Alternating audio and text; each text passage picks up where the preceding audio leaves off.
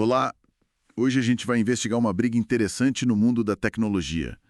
Uma tensão entre o LibreOffice e a Microsoft. E o foco é algo bem do nosso dia a dia. Como os documentos são salvos e compartilhados. Isso mesmo, tem uma acusação séria na mesa, né? Exato. A The Document Foundation, que é quem cuida do LibreOffice, diz que a Microsoft usa de propósito formato de arquivo muito complicados, o tal do Office Open XML, ou OOXML. Uhum. E a ideia, segundo eles, é dificultar a vida de quem usa outras suítes de escritório. Basicamente, para prender os usuários no ecossistema do Microsoft 365. É uma acusação forte. E a gente vai mergulhar um pouco nisso. O que são esses formatos, por que essa complexidade toda importa e o que está em jogo aí em termos de compatibilidade, de liberdade de escolha e até um conceito importante que é a soberania digital. Vamos tentar entender essa disputa e o que ela significa na prática. Legal, então vamos lá. Desempacotar isso. Como é que a The Document Foundation explica essa acusação? Eles usam uma imagem, né? Sim, uma analogia. Eles comparam a um sistema ferroviário. Imagina que os trilhos são abertos. Qualquer um pode usar, teoricamente. Certo. Mas aí vem um fabricante de trens dominante, a Microsoft, no caso, e impõe um sistema de controle e de sinalização tão complexo, mas tão complexo, que na prática só ele consegue operar os trens de forma eficiente ali. Os passageiros, que somos nós, os usuários, ficam reféns sem nem perceber direito. Entendi. E essa complexidade estaria então no OOXML, nos arquivos DocX, XLSX. Exatamente. O OOXML é o padrão da Microsoft para esses arquivos que a gente usa todo dia. DocX do Word, XLSX do Excel, PPTX do PowerPoint.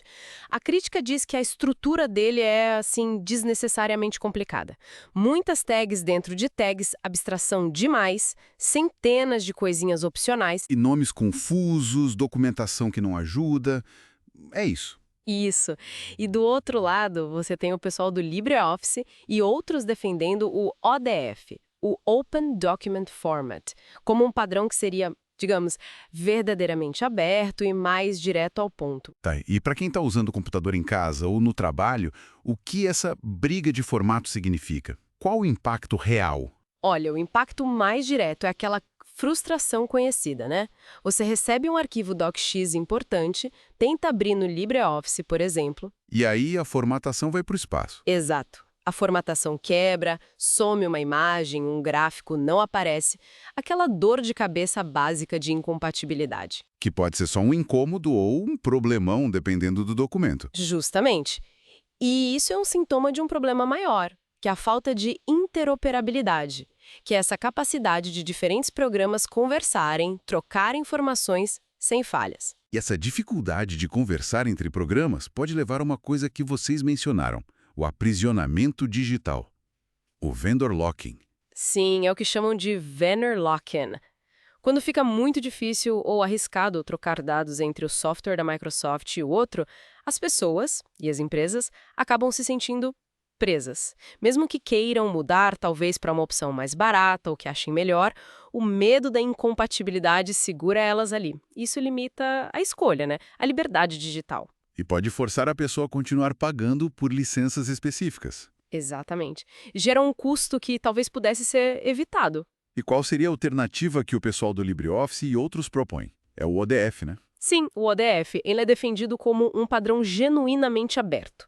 As vantagens que apontam são, primeiro, garantir o acesso aos seus próprios documentos no futuro, não importa o software que você use daqui a 10, 20 anos. Isso é importante mesmo. Muito. E também promoveria a concorrência justa entre as diferentes suítes de escritório.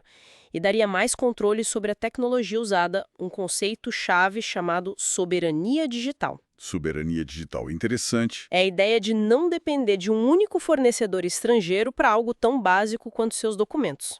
A gente vê governos na Europa, por exemplo, se movendo para adotar padrões abertos por causa disso, querem mais independência. Mas, para ser justo, a gente tem que ouvir o lado da Microsoft também, né? Mesmo que rapidamente. O que eles dizem sobre o OOXM? Claro, a Microsoft defende o OOXM. Eles argumentam que sim, ele é um padrão aberto, foi submetido a processos de padronização e está documentado. E a complexidade? Eles justificam a complexidade como necessária. Dizem que é preciso para dar suporte à quantidade enorme de recursos que o Office tem hoje e também para manter a compatibilidade com versões antigas dos arquivos do Office. Ou seja, para eles, a complexidade é um efeito colateral de ser um produto muito complexo. Basicamente isso. A Microsoft sustenta que o formato é aberto e documentado, mas aí os críticos rebatem, né? Dizem que, ok, no papel pode ser aberto, mas na prática a complexidade funciona como uma barreira tão grande que dificulta demais para qualquer outra empresa implementar o suporte completo. E isso, claro, acaba favorecendo quem? O próprio ecossistema da Microsoft. A discussão é se essa complexidade é só técnica ou se tem uma conveniência estratégica aí. Entendi. Então, resumindo essa análise, o que a gente tem é uma tensão bem clara no mundo digital. De um lado, formatos super complexos. Que, de propósito ou não, acabam favorecendo um ecossistema mais fechado como o da Microsoft. E do outro lado, a defesa de padrões abertos, como o ODF, que são vistos como o caminho para garantir que diferentes programas funcionem juntos, para ter mais competição e para dar mais liberdade de escolha para o usuário. Exato.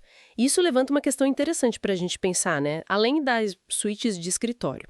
Até que ponto os formatos de arquivo que a gente usa todo dia em outras áreas, tipo imagens, vídeos, bancos de dados, o quanto esses formatos também não influenciam nossas escolhas ou até limitam o que a gente pode fazer?